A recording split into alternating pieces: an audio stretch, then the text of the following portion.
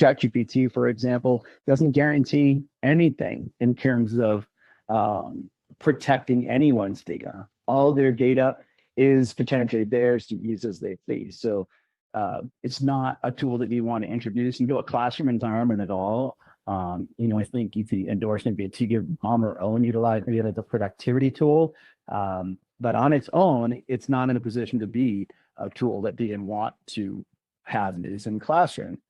Now, we have seen some shifts with, Google recently locking down their access to third-party applications through SSO to start the year, as limiting some of the access to applications.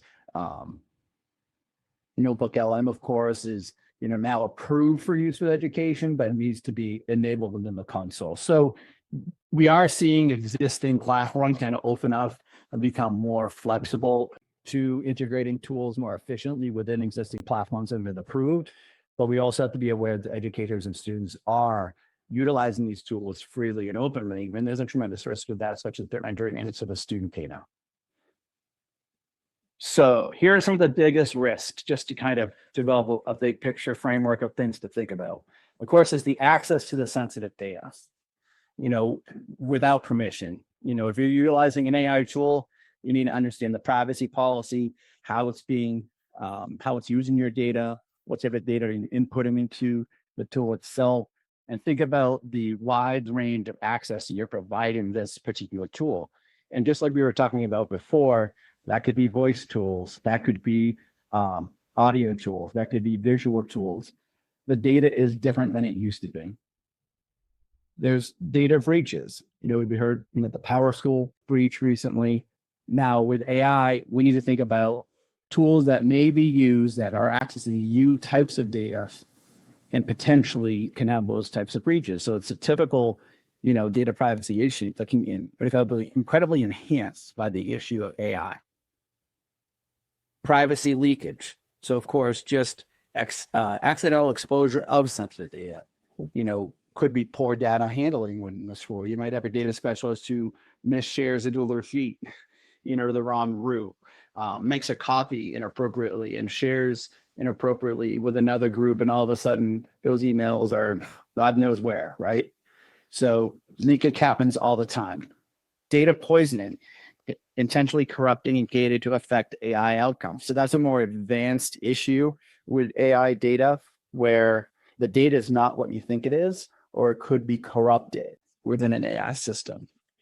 Now, another very interesting one is a model inversion attack, in which the data from an AI tool, which is personalized, maybe has information around student privacy and personalized learning paths, is then manipulated and also shared, and it is out there. So you have this next level concern with personalized student data that impacts their own assessment, impacts their personalized learning, impacts their, may contain biometric data, demographic information, and it's utilizing that knowledge to be able to come back and attack for the reverse attack. So some of the main concerns with student data and security: data breaches and unauthorized access. We have the example of the LAUSD cyber attack, and schools must assess data collection and security. So I would say here, the focus here is on the chart on the right, is essentially we have the issues of identity theft, breach, data misuse, and sharing, and bias. So those are four major threats that are not only within data privacy, but also within AI. On the left side, we have training and district processes. On the bottom, we have data handling and compliance. Now, my attempt with this graphic is just to show you that I think the stronger that we make our training and district processes, and the better we have quality data handling within a district, you're going to see much more enabled mitigation of issues related to data misuse, bias, breach, and identity theft. So of course, if we're able to talk to our educators around issues that can come with unauthorized access, then we can improve the way. If we can improve the way that data specialists handle and share their data, or at least have district policies in place in a district That's going to improve and help mitigate any potential threats that you might have going on with our data. Now, we also have a resident bias. AI systems can perpetuate biases affecting outcomes. So that's one of those issues related to AI that educators need to become aware of. They need to become trained in. They need to understand that it's inherent to these tools. Of course, identity theft is not so necessarily as not happening as much in education as it is with the corporate level data, but we saw that with the Power School issue that was center bug we sold. Now, with the mitigation, compliance is key. FERPA, COPA, and other relevant laws.